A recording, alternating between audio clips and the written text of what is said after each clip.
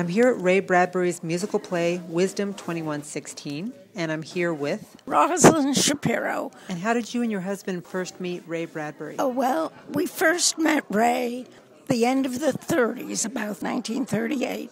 We moved here, my husband and I, from New York. When we got to Los Angeles, he wanted to know who he could make friends with.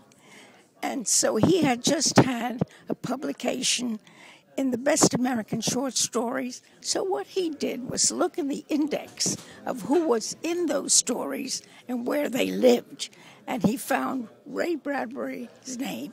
Nobody knew who he was, but he was in Los Angeles. So my husband called him, and there were 2 or 3 other writers in there who he called and asked if they'd like to form a writers group. And so every Friday night, they came to my house.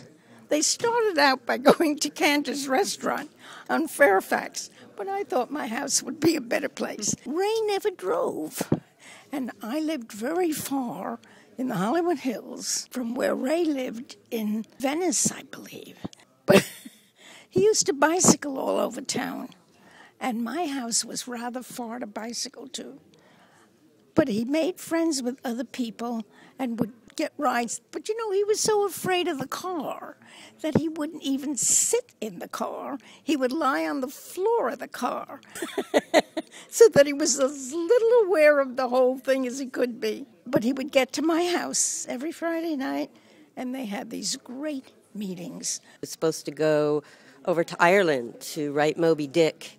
And, you know, as Mom says, he was scared of cars, so he was really scared of flying on a plane.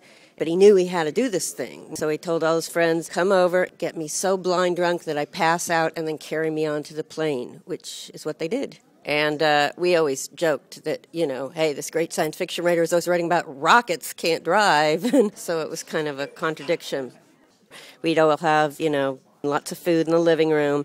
Sometimes 2 or more would read, and then they'd discuss it. And, you know, Richard Bach spent years with Jonathan Livingston Seagull, and Ray kept saying, you need to cut that work, you need to cut it. And he never did, and then it became huge. And then my father wrote a parody, and Bach got really annoyed and quit the group. And Ray tried to make peace, and it didn't work. Sounds like quite a scene. Yeah. It was wonderful.